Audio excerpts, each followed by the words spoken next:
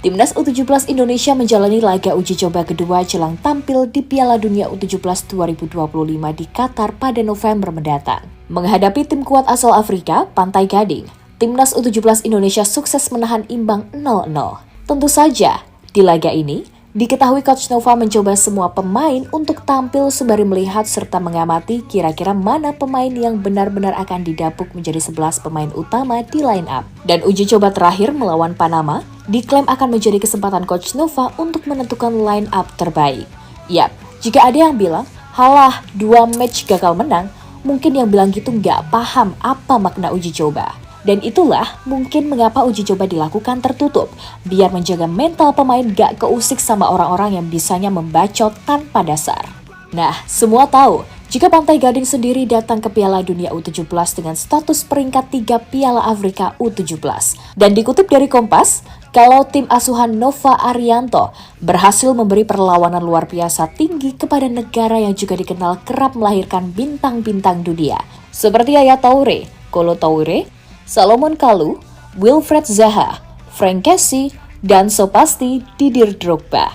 Nah, terlepas dari hasil imbang yang didapat, pelatih Pantai Gading U17, Basir Kidiabati, tampak menyalami Coach Nova serta diketahui memberi pujian atas permainan luar biasa yang ditunjukkan Garuda Muda.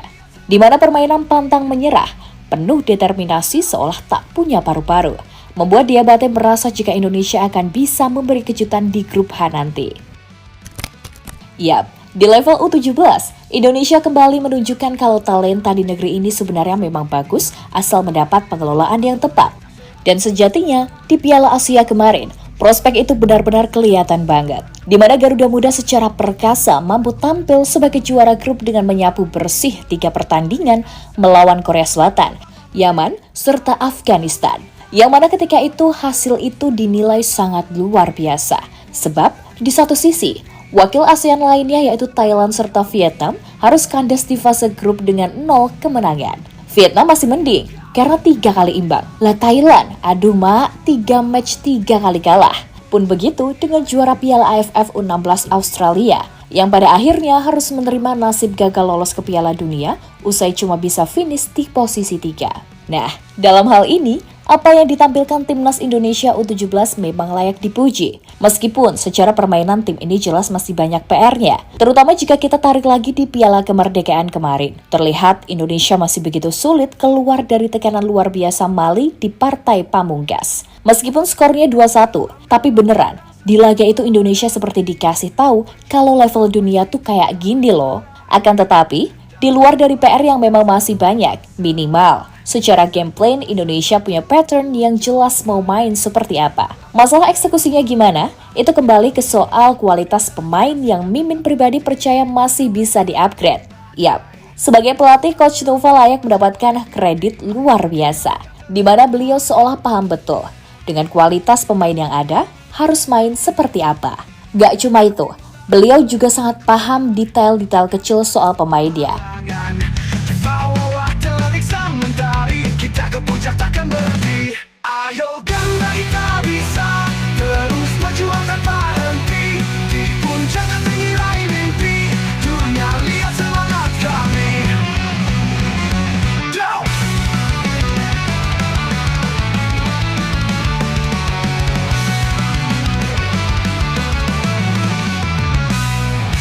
Dan gelap tersedia menanti, berjuang sampai titik darah terakhir. Dalam doa kita selalu berserah, satu rasa satu tujuan.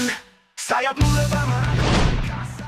Sementara itu, apa yang terjadi dengan Timnas Indonesia U17 pada akhirnya membuat semua makin sadar kalau Indonesia gak cuma sekadar main taktik untuk bisa meraih hasil terbaik. Dan so pasti sutradaranya adalah Nova Arianto. Yap, Coach Nova gak cuma sekadar memberi taktik, tapi beliau juga berperan penting untuk memberikan kontrol akan pembentukan mentalitas serta karakter pemain yang ada. Kalau secara skill individu, bolehlah Timnas Indonesia diisi pemain yang jago. Tapi soal mental bertanding, khususnya di level internasional, itu pressure-nya beda. Bahkan kita udah sering melihat gimana pemain level atas kelihatan hebat di klub, tapi ketika main buat Timnas kok kayak kurang gitu. Ya, itu murni karena mental. Di level domestik, Bolehlah mereka dibilang adalah talenta muda terbaik saat ini.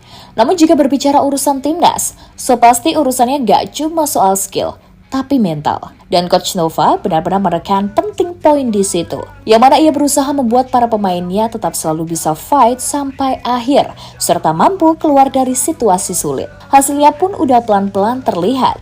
Intinya, selain soal taktik, Coach Nova juga mengajarkan soal pentingnya memiliki mental juara. Karena kalau cuma ngandelin skill, ya kapan aja itu bisa drop. Tapi kalau mental yang berbicara, gak peduli saat itu mainnya sedang ancur-ancuran, namun di akhir laga, tim ini tahu caranya gimana untuk menang. Dan semoga dengan skuad yang dibawa ini, dengan 4 pemain diaspora, dalam diri Mike Rajasahopen-Brouwers dari FC Utrecht, Matthew Baker dari Melbourne FC, Ezer Tanjung dari Sydney FC, dan Lucas Lee dari Ballistic United SC. Indonesia bisalah paling gak mencapai target yakni lolos grup. Amin. Hati melara semangat terkobar, taklukkan rintangan semua halangan. Bawa terik sementari, kita ke puncak takkan berhenti. Ayo ganda kita bisa, terus berjuang tanpa henti. Di puncak tinggi raih mimpi, dunia lihat semangat kami. Go!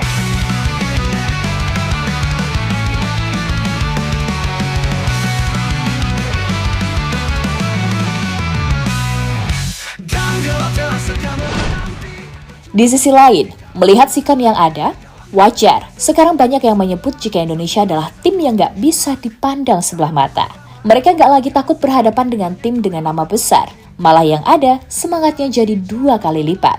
Dan sejauh ini, cuma Indonesia yang bisa melakukan hal ini, khususnya saat di Piala Asia U17 beberapa bulan lalu. Nah, menurut media Vietnam, Znews.vn, keberhasilan timnas U17 pada akhirnya membuktikan jika Indonesia gak cuma bisa bergantung sama naturalisasi. Karena faktanya, anak-anak muda dari didikan dalam negeri sekarang udah bisa step up bersaing di level tertinggi Asia. Indonesia menunjukkan kepada Asia Tenggara bahwa mereka tidak hanya fokus menaturalisasi pemain dari Eropa untuk tim nasional. Di level usia muda, dengan fondasi yang ada saat ini, sepak bola Indonesia punya potensi besar. Pada kelompok umur U17 sendiri, Indonesia memiliki setidaknya 3 turnamen berbeda dalam setahun, termasuk kejuaraan nasional remaja, Piala Soratin, dan Elite Pro Academy. Turnamen ini tidak hanya berlangsung di tingkat nasional, tapi juga memiliki kualifikasi regional di setiap provinsi dan kota, sehingga menciptakan kesempatan bagi ribuan pemain muda untuk menunjukkan bakat mereka. Hal ini berbeda dengan banyak negara Asia Tenggara lainnya, di mana liga-liga usia muda seringkali kekurangan investasi atau kontinuitas. Dari landasan inilah nama-nama yang bermain untuk Indonesia di turnamen Asia ditemukan dan diberi kesempatan untuk bersinar di kancah kontinental.